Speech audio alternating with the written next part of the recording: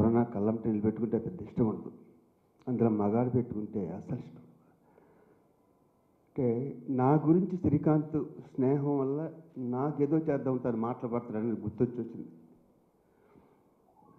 నా గురించి ఎస్వి కృష్ణారెడ్డి గారు లాంటి గొప్ప డైరెక్టర్ నువ్వు ఉన్నావు కదా, నేను నీతో ఉంటాను, మిగతా వాళ్ళు కూడా నా మీద చూపిస్తున్న ప్రేమకు నా కలం టైంలో వచ్చింది. లైక్ చాలా ధైర్యస్తుంది చాలా విషయాల్లో. నేను ఎవరిని క్రిటిసైజ్ చేయను, నేను ఎవరిని ఒక్క మాట కూడా. ఈ ప్రెస్ మీట్ పెట్టడం కూడా నాకు కానీ శ్రీకాంత్ గారికి కానీ నాగిరెడ్డికి కానీ ఇక్కడున్న ఎవ్వరికీ ఇష్టం లేదు. కానీ కొంతమంది టీవీలకి ఎక్కి మా రూల్ ప్రకారం ఎవరు ఎలక్షన్ ముందు టీవీలకి ఎక్కి చెప్పకూడదని ఈసీలో రూల్ ఉన్నా కూడా వాటిని బ్రేక్ చేసి వెళ్ళి ప్రతి టీవీలోని వెళ్ళి కనిపించేలా చెప్తుంటే మనం ఏమీ చెప్పకపోతే ఇది నిజమనుకుంటారేమో సభ్యులు. ఒకసారి మనం ప్రెస్ మీట్ పెడదామంటే మా బురద జల్లినా సరే మనం స్వచ్ఛంగా ఉంటామని మేమందరం తెల్ల షర్ట్లు వేసుకున్నామండి అందరం.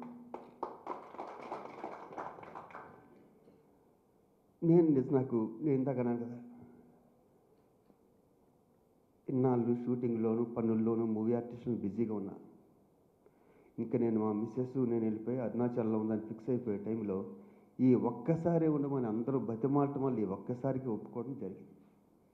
ఒక్కటి మాత్రం నేను చెప్పగలను, ప్రాణం పోయినా శ్రీకాంత్ నేను తప్పనది ఎప్పుడూ చెయ్యం. ఆ అవసరం కూడా మాకు లేదు, అసలు ఆ అవసరం కూడా మాకు లేదండి.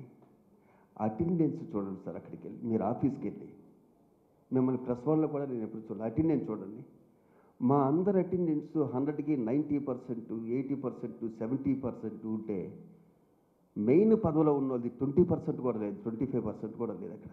అప్పుడు పనులు ఎవరు చేయాలి? బ్యాడ్ నేమ్ రాకుండా వాళ్ళు ఉండాలని మేము చేయాలి. నరేష్ నా సోదరుడే, నిన్నటిదాకా మా ఇద్దరికి ఒకటే షాల్వా కప్పారు, ఒకటే దండేశారు. నేను ఇప్పటికీ అతనితో అలాగే ఉంటాను.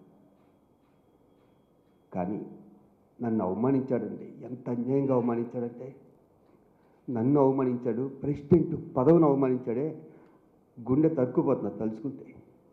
అతను చాలా బిజీగా ఉన్నాడు. శివ నేను చాలా బిజీగా ఉన్నాను అంటే నేను చేసుకెళ్ళిపోతాను, అలవాటే కదా, నేను ఇంతకుముందు జనరల్ సెక్రటరీగా 2 సార్లు చేశాను, నాకు అలవాటే కదా, నేను చేసుకెళ్ళిపోతాను చేసుకుంటూ వెళ్ళిపోయా.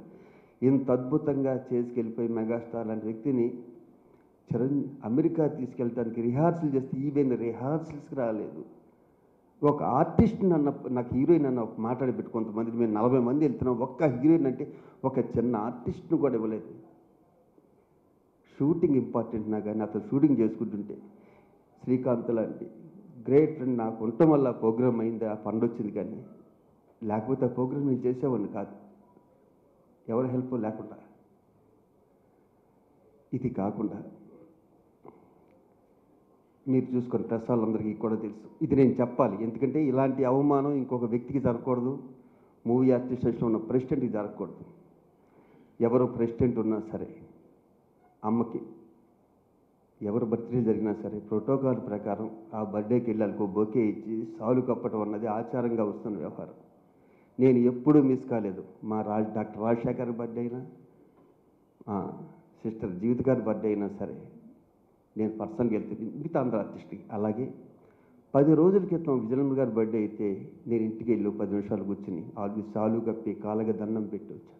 అంతకుముందు 10 రోజుల క్రితం జనరల్ సెక్రటరీ నరేష్ గారి బర్త్డే అయితే నేను నైట్ కేక్ డిజైన్ ఇచ్చి పలానా బొకే తీసుకుని నేను షాల్ తీసుకెళ్ళి నేను నరేష్ గారికి ఇన్ని సంవత్సరాల నుంచి చేస్తూనే వచ్చా.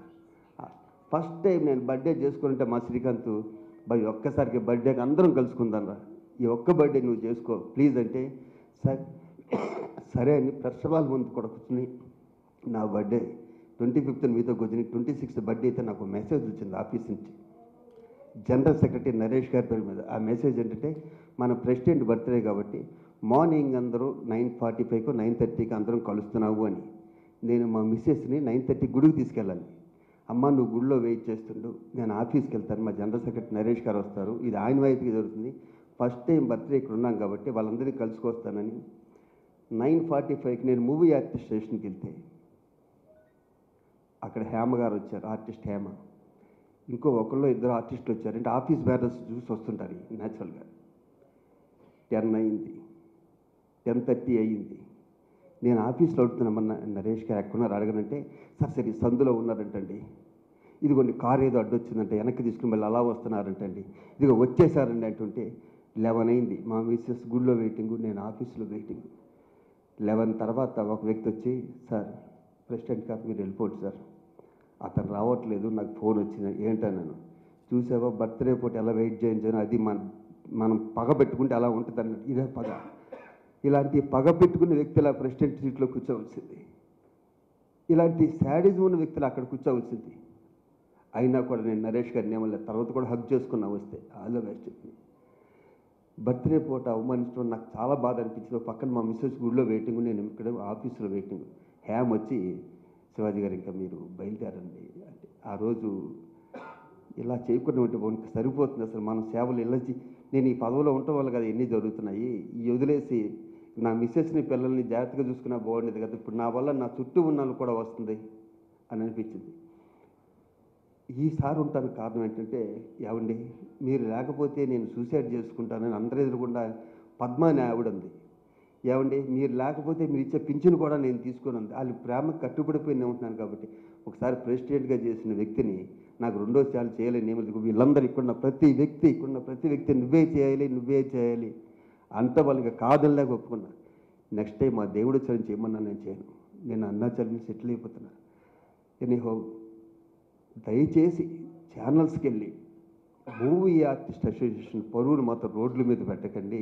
ముందు వచ్చే ప్రెసిడెంట్కి వాళ్ళకి ఇబ్బంది అవుతుంది. మీకు మీ అందరికీ, మీ ముగ్గురికి, నరేష్ గారికి, మా బావగారు డాక్టర్ రాజశేఖర్ గారికి, జీవిత గారికి అందరూ నిజాలు తెలుసుకోండి. ఫస్ట్ మీరు అబద్ధాలు మాట్లాడని చెప్పు. ఎందుకంటే ఉన్న 800 మందిలో ఎవరేంటో తెలియకుండా ఉంటుందా? పైగా ఈ రోజుల్లో ఇంత టెక్నాలజీ పెరిగిపోయాక ప్లీజ్ రండి, మూవీ ఆర్టిస్ట్ స్టేషన్ పైకి తీసుకెళ్దాం. హ్యాపీగా ప్రతి సభ్యుడు సంతోషంగా కడుపు నిండా భోంచేసి హ్యాపీగా నిద్రపోయి చేసే బాధ్యత మనకు. ఎందుకంటే ఇక్కడే మనం బతుకుతున్నాం కాబట్టి ఈ క్షణంలో నేను ప్రవేశపెట్టినవన్నీ వాళ్ళు మేము అయ్యే ప్రవేశపెట్టారు. కొత్తవి ప్రవేశపెట్టుంటే బాగుండేది. దాన్ని యాస్టీస్గా పేస్ట్ చేశారు అంతే వాళ్ళు. అయినా కూడా మేము ఎవరు బాధ మా అందరికీ తెలుసు కాబట్టి అక్కడ ఆల్రెడీ మేము ఏదైతే అపోలో హాస్పిటల్ అనౌన్స్ చేశారో నేను అయ్యే చెప్పారు. ఇప్పుడు కొత్తగా నేను అలాంటి వాళ్ళతో స్నేహం చేస్తాను. ఈ ఒక్క ముక్క చెప్తాను. రియల్ ఎస్టేట్లో ఇదిగో దీంట్లో తప్ప ఏమన్నా వాళ్ళు ప్రవేశపెట్టిన ఇది కంప్లైంట్ కాదు, నిజాలు తెలుస్తాయి. ఎందుకంటే వాళ్ళు మాట్లాడితే పేపర్లు తీస్తుంటారు. ఇదిగో పేపర్ అని. ఇంకొక విచిత్రం ఏంటంటే మీలో చాలామంది నా ఫ్రెండ్సేగా, వీళ్ళందరూ ఉన్నారుగా. ఎవరైనా ఫోన్ చేస్తే 24/7 నేను లిఫ్ట్ చేయకుండా ఉంటానంటే, నేను బాత్రూంలో ఉన్నప్పుడు లేకపోతే ఎక్కడ ఉన్నప్పుడు లిఫ్ట్ చేయొచ్చాము కానీ వెంటనే మళ్ళీ ఫోన్ చేస్తాను.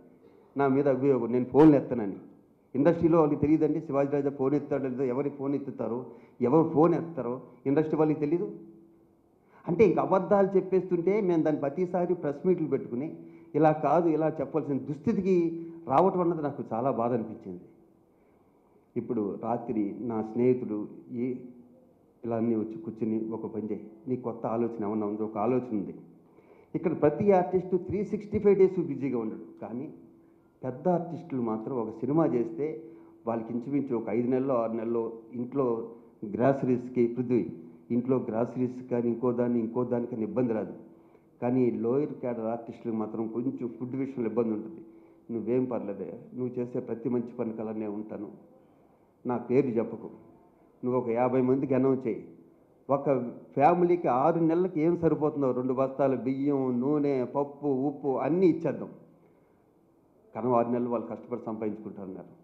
ఈ క్షణంలో నేను చేస్తున్నా 50 మందికి 6 నెలల సరిపడా గ్రాసరీస్ ఇవ్వడం జరుగుతుంది. అలాగే ఉన్న పింఛను నేను చిత్రపూరి కాలనీ వెళ్ళి అక్కడ ఫ్లాట్స్ అవన్నీ చూసి వస్తే అందరూ చాలా సంతోషంగా ఉన్నారు. కానీ ఈ తీసుకునేది ఏమవుతుందంటే అండి డైరెక్టర్ గారు, ఈ 5,000లో నువ్వు పాపం వీళ్ళంతా సిన్సియర్గా వచ్చారంటే మేము కూర్చుంటే మొన్న, సార్ మీరు ఇచ్చే 5,000లోనూ 3,700 సరుకులకు అవుతుంది సార్, కనవ 1,700 ఎంత మిగులుతుంది కదా దాచుకుంటున్నాం సార్ అంటే నాకు ఎంతో ముచ్చటేసిన. వాళ్ళ జెన్యూనిటీ ముచ్చటేది. అంటే మీరు ఇచ్చే డబ్బులు, మీరు పెన్షన్తో ఇచ్చే డబ్బులు మేము పైసా కూడా వేస్ట్ దుర్వినియోగం చేయట్లేస్తారన్నారు. కానీ వాళ్ళని చూస్తే వాళ్ళ ట్యాబ్లెట్స్ ఖర్చు అవుతుంది. ఇక్కడి నుంచి ఇప్పటి నుంచే వాళ్ళకి 7,500 ఇవ్వటం జరుగుతుంది. ఆ సభ్యులు ప్రతి ఒక్కరికి 7,500 ఇవ్వటం జరుగుతుంది. ఈ 6 నెలల గ్రాసేజ్ వాళ్ళు షూటింగ్లు లేకపోయినా వాళ్ళు ఫుడ్కి ఇబ్బంది పడకుండా ఈ 6 నెలలకు సరిపడే గ్రాసరీస్ వాళ్ళకి ఇవ్వడం కూడా జరుగుతుంది. వీళ్ళందరికీ ఎవరెవరికి ఇవ్వాలన్నది నాగినీటి గారు, మొత్తం రఘుబాబు గారు, మా రఘుబాబు గారు అందరం కలిసి యంగ్స్టర్స్ ఉన్నారు. నాకు చాలా హ్యాపీగా ఉంది. నెక్స్ట్ మూవీ ఆర్టిస్టేషన్ని వీళ్ళే నిలబెట్టాలి. వీళ్ళందరికీ ఇక్కడున్న ప్రతి ఒక్కరికి ఈ చెవించి సంతోషం సురేష్ దగ్గర నుంచి రాజారవీంద్ర వరకు మొత్తం ప్రతి ఒక్కళ్ళు ఇక్కడ ప్రతి ఒక్కరు నా మీద చూపించిన ప్రేమకి మీకు ఎప్పుడూ రుణపడి ఉంటాను. నేను అరుణాచలం వెళ్ళిపోయినా పేదవాడికి అందుబాటులో ఉంటాను.